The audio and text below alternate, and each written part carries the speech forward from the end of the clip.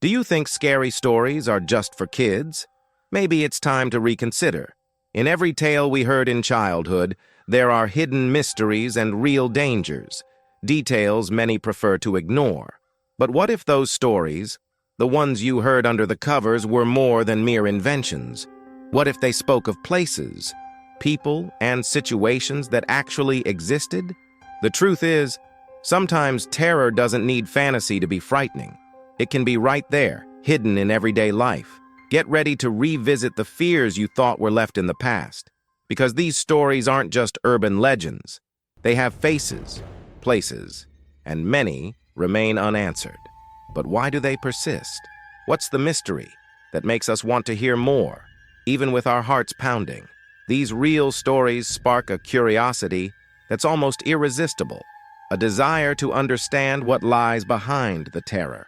Today, you'll discover something you may never have imagined possible: the truth behind childhood horror stories. In a neighborhood where time seemed to move slowly, everything was an invitation to peace. Each day began with that routine air. Neighbors greeting each other from their windows, children playing in yards. Security lingered in the air like a silent pact among all. And every corner seemed to hold only good stories. But sometimes comfort can mask invisible dangers. Isn't it curious? How, amidst so much tranquility, mystery can seep in? It's not uncommon for danger to creep closer, almost stealthily, while our trust surrounds us, lowering our defenses. It was on one of those monotonous days, with nothing to break the silence, that a new neighbor arrived. Dan. He wasn't the type to mix with the neighborhood. He had a distant air, a demeanor that was a mixture of suspicion and something else, harder to define. Initially, many thought it was just a matter of time until he adapted. After all, everyone needed an adjustment period, right? But as the weeks passed, Dan's stares grew more fixed and somewhat unsettling. It was as if he saw the neighborhood and its residents differently, almost like a predator observing its territory. And how did he manage, without a word, without a scene, to change the energy of the place? People started avoiding him, yes, but it wasn't just that. There was something magnetic and disturbing about his presence, as if he carried a shadow with him. How common that is in places where comfort reigns, isn't it? A single stranger can turn what seems so safe into a realm of uncertainty. That neighborhood, once a haven of tranquility, began to show cracks. Who would have thought a single element would be enough to shake harmony?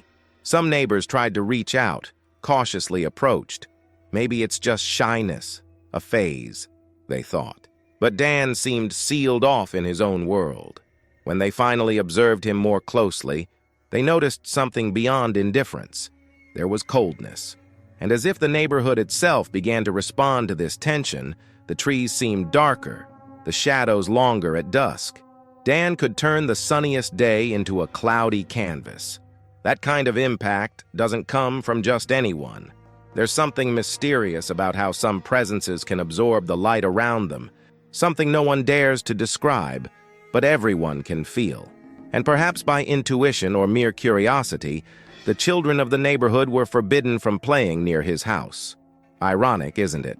A neighborhood once free, where every space was safe, now had a "don't go there." Slowly, he became the subject of whispered conversations among neighbors. Did he have a secret? Did that air of isolation hide a dark past? Every day, the mystery grew, like a shadow at the end of a hallway, and curiosity began to toy with everyone's minds, like an invisible hand pulling them to discover more about Dan. The days continued, and although the routine persisted, it was undeniable how the atmosphere had changed. Laughter in the streets lessened, and even the neighborhood seemed stifled, as if breathing heavier air. But still, no one spoke directly about him. It was as if everyone was trapped by the fear of confronting the unknown, of labeling that new neighbor. And then comes the big question. How far does human curiosity go? How safe is it to explore the mystery? How can we explain the urge to know more, even when danger is tangible? It was this silent suspense that dominated the neighborhood. Dan's arrival brought to the surface what many preferred not to see: Behind closed windows and discreet smiles, there was speculation, but there was also fear, an ancient fear, almost instinctive, that awakens whenever something strange crosses our path. After all, who was Dan? What was he hiding? Over time, some neighbors began to realize that perhaps this was a question they should never try to answer. But it was already too late. Danger and mystery were now etched into the heart of that place. Checker was more than just the family pet.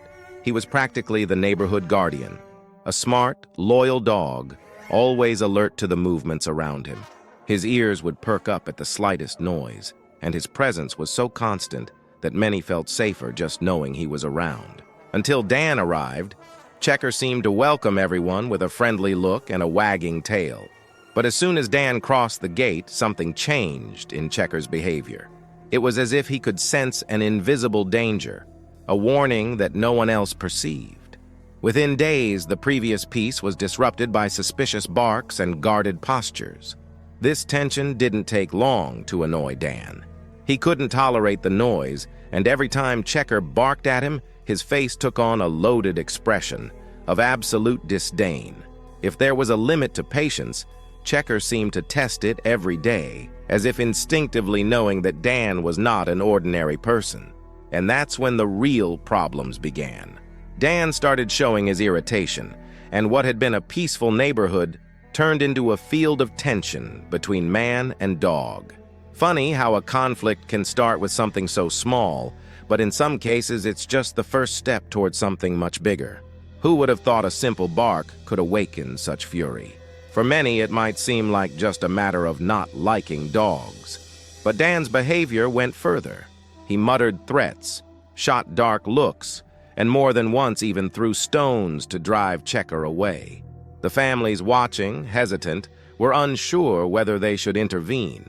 After all, how far does a good neighbor's limit go? Someone wondered. To what extent is it normal for someone to lose their temper so quickly? Poor Checker didn't understand the furious looks Dan cast at him. To him, his role was to protect, and faced with such a strange presence, barking was the least he could do. But this simple reaction was beginning to escalate into something deeper, and many could already sense that this rivalry would only increase.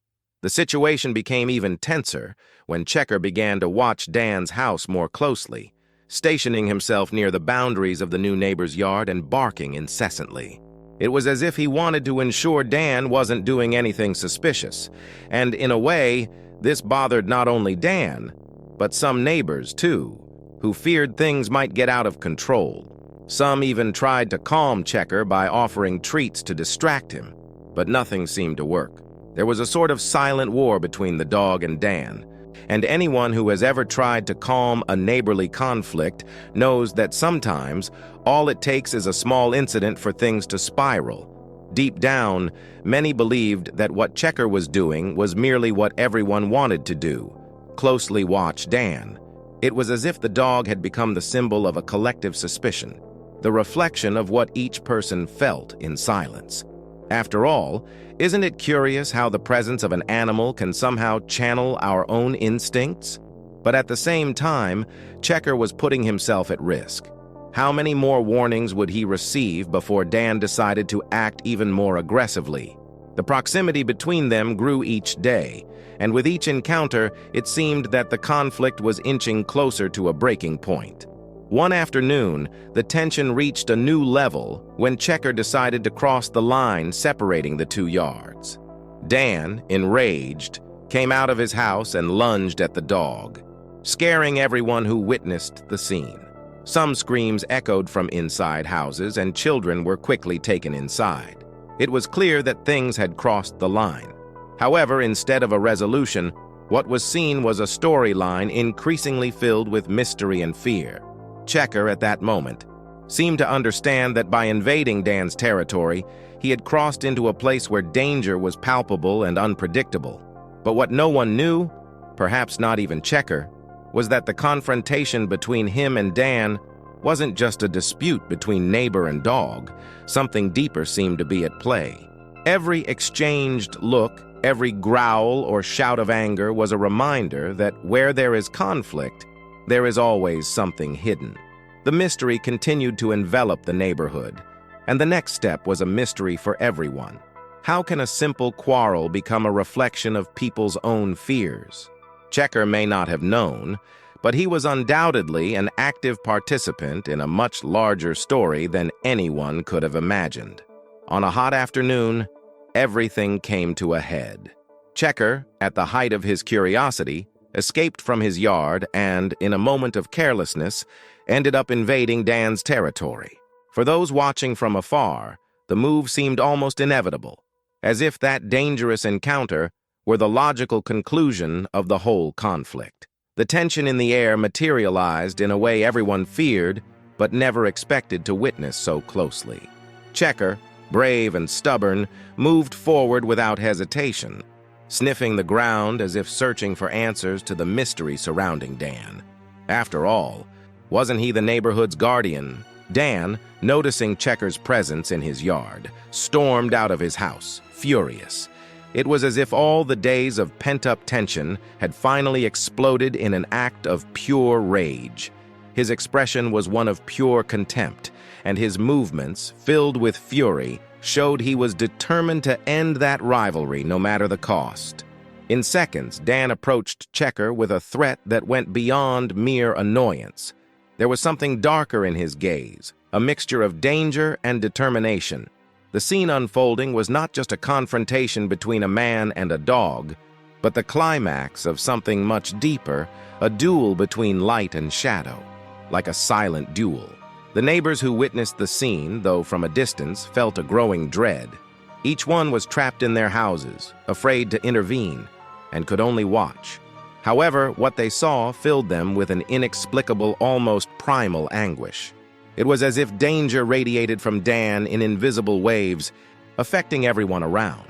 Even the air seemed heavier, stifling any sound of protest or attempt to help. Checker was alone, trapped in that inescapable encounter, and the watchful eyes of the neighbors reflected the growing mystery surrounding that unknown figure. What kind of person acts with such coldness against a simple animal? What secret was Dan hiding? But Checker didn't back down. In the middle of the confrontation, the dog stood firm, eyes fixed on Dan, as if knowing it was his duty to protect that neighborhood at all costs. Even with palpable fear, Checker was driven by an unbreakable loyalty, a kind of courage only a true guardian could have.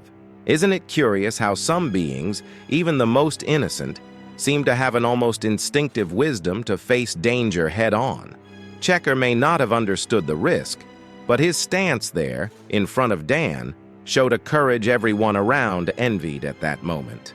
When the confrontation reached its peak, Dan lunged at Checker in a brutal, merciless way, causing some neighbors, in an impulse, to almost come out of their houses. But the fear of getting involved was stronger, and the uncertainty of facing their own danger kept them frozen. After all, how could someone feel safe after witnessing such violence? The mystery surrounding Dan seemed to solidify even further, making each of his movements a new piece in the dark puzzle he carried with him. At that moment, the peaceful neighborhood turned into a scene of pure conflict and tension, where no one dared take a step forward. After the clash, Checker walked away limping, but still with his eyes fixed on Dan, as if unwilling to yield. That made everyone realize that the danger was far from over. In fact, it seemed to be just the beginning. Checker, slowly walking away, displayed an expression that combined pain and determination, a scene that remained etched in the neighbors' memories as a kind of omen of something even darker. Instead of ending the conflict there, it seemed to add new layers, a promise that the danger was only beginning. From that day on, the neighborhood no longer looked at Dan the same way. The mystery and fear surrounding his presence intensified, and with it, stories about him began to circulate. After all, what could justify such aggressiveness? What kind of past would someone have to act with such coldness? Everyone felt there was something unresolved, something hidden beneath the surface of that mysterious figure. And, it seemed, Checker was also unwilling to give up discovering it. The encounter between the two wasn't the end of a conflict, but the harbinger of something greater. Years passed since the day of the confrontation between Dan and Checker, but the mystery surrounding that man never completely faded. The neighborhood continued its rhythm, now more cautious, but always with the memory that something had not been explained. It was one ordinary afternoon that the narrator, along with his friend Set, decided to explore the forest behind the houses. That place, always present on the neighborhood's horizon, held its own universe, a mystery the two friends were determined to unravel. With cautious steps and attentive glances, they ventured into the forest, feeling a mix of curiosity and fear. After all, who knows what a simple walk could reveal? As they moved forward, every detail seemed to have a different aura. The tall, dense trees formed a true natural maze that blocked sunlight, creating shadows that seemed to move with the wind. Amid this almost mystical atmosphere, Set commented on old legends, stories of people who vanished without a trace. The narrator laughed, but inside he felt a chill, remembering the confrontation years before. Who knows what could be hidden there, among the trees? Sometimes, places silently guard secrets we dare not explore, with danger lurking, waiting for someone to venture in. It didn't take long for them to find what looked like an abandoned campsite, stacks of wood, an extinguished fire pit, and pieces of torn fabric scattered on the ground. There was an unsettling atmosphere there, as if each object told an interrupted story, something left behind in haste. Set, curious as always, began to search the site, and with each new item he found, they exchanged looks of amazement. What could have caused someone to leave everything like that? Was it another piece of the puzzle involving Dan, or just another mystery to fuel the imagination? As they investigated, the two friends began to hear distant sounds, footsteps that seemed to draw closer and then fade away. The silence of the forest was broken by these enigmatic sounds, and each snapping twig made their hearts race. It was as if something or someone was watching them, waiting for the right moment to reveal itself.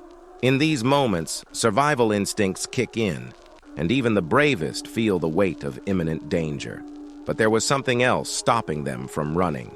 The same curiosity that brought them there, the desire to explore what few dared to face.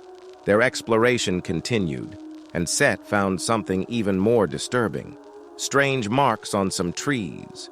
Symbols that seemed to have been forcibly made, like an attempt at communication, or perhaps a warning. The narrator looked around, noticing that these symbols formed a path.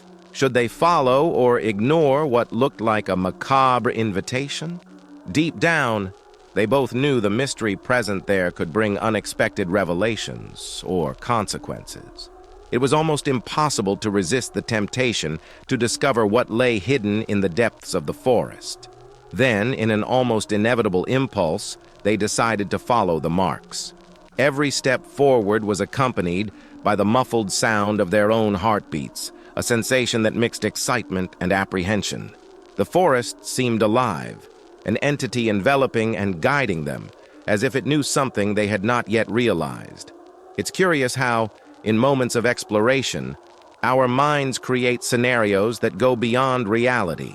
And there, among those trees, danger seemed to take shape, an almost tangible presence, waiting for the two friends' next steps. As they walked, they spotted a wooden structure partially hidden by vegetation, something that resembled an old cabin. It was an intriguing and unsettling sight, as if it had been there for decades, witnessing the passing of time. However, there was something strange about it, a heavy, almost suffocating atmosphere. Set, hesitant, suggested it might be time to head back. But the narrator, driven by the desire to understand what had been surrounding that neighborhood for years, wanted to keep going.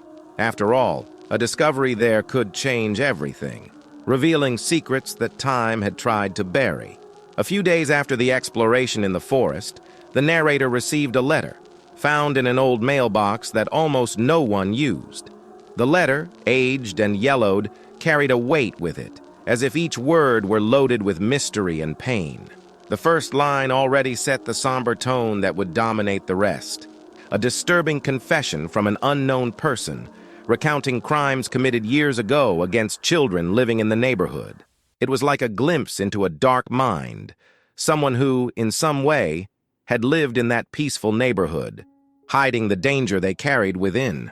The narrator, upon reading, felt a shiver run down his spine. It changed everything. Each sentence carried a chilling detail, stories described with coldness and precision. There was a disturbing naturalness in it, as if the author felt pleasure in each written word, leaving traces of a corrupted mind. The content was explicit and revealing, indicating not only a past of violence, but also a sort of desire for recognition. How could someone take pride in such cruelty? The neighborhood mystery gained a new layer, and by the end of reading, the narrator was left with an unsettling feeling, a question that wouldn't leave his mind. Who could have done this? And worse, who was the recipient? The letter also mentioned specific places, points in the neighborhood that had been seen as safe until then. Each location mentioned now seemed tainted by the invisible presence of the author. Play areas, gardens where families spent afternoons, everything took on a new tone. For the narrator, each sentence was a shock, a direct confrontation with a reality he preferred not to know. Learning that danger had been so close for so long, hidden by an appearance of normality, was difficult to process. He began to understand that sometimes the mystery surrounding us is darker than we can imagine. The most terrifying part, however, was the letter's ending, almost like a farewell accompanied by an implicit promise. The words made it clear that the author considered their story far from over. That letter was just a piece of a larger puzzle, like an invitation for the reader to delve deeper into the dark secrets the neighborhood held. As he folded the letter, the narrator felt that instead of answers, he was left with more questions, a sense of urgency to discover who was responsible. As if he had been invited to a macabre game, he felt the weight of an even greater mystery begging to be unraveled. With a racing heart, he showed the letter to Seth, his trusted friend. The reaction was immediate: disbelief, horror, and then that same investigative impulse that had led them into the forest. Seth suggested they investigate the places mentioned in the letter, and upon hearing the idea, the narrator felt a mix of fear and fascination. Who could ignore a letter like that? It was a call, a challenge from the shadows. Even knowing the danger, they knew something inside was pushing them forward. After all, isn't human curiosity like that? Sometimes it leads us down paths from which we may never return. The first clues led them to common places, but little by little, every corner seemed to hold a new interpretation. The neighborhood mystery now had a depth that even the most suspicious couldn't have imagined. Somehow, danger had lingered there for a long time, silently waiting for those brave enough to confront it. Each step forward, each new place visited, seemed to open a window to secrets no one would ever have thought were there. The letter was the map, and the exploration had barely begun. At one point, while investigating an old, abandoned playground, they found markings similar to those seen in the forest. There were symbols and inscriptions that hinted at something dark, as if they were a kind of coded message. The narrator remembered the stories his grandmother used to tell about symbols of protection and ancient enchantments. Could it be that someone in the past had tried to warn the residents? Or worse, was it a warning that danger lurked nearby? The questions only grew, and the feeling of being watched became increasingly intense. And now, after learning what truly lies behind these stories, here's an invitation. How far are you willing to investigate? These narratives, which began as children's tales, show us that terror may be closer than we imagine, just waiting for someone to discover it. How about taking this further and exploring the mysteries surrounding our fears? Sometimes, what we leave unexplored might be the key to understanding what truly terrifies us. So tell us here, have you ever experienced something that felt like it came straight out of a horror story? If so, share it in the comments.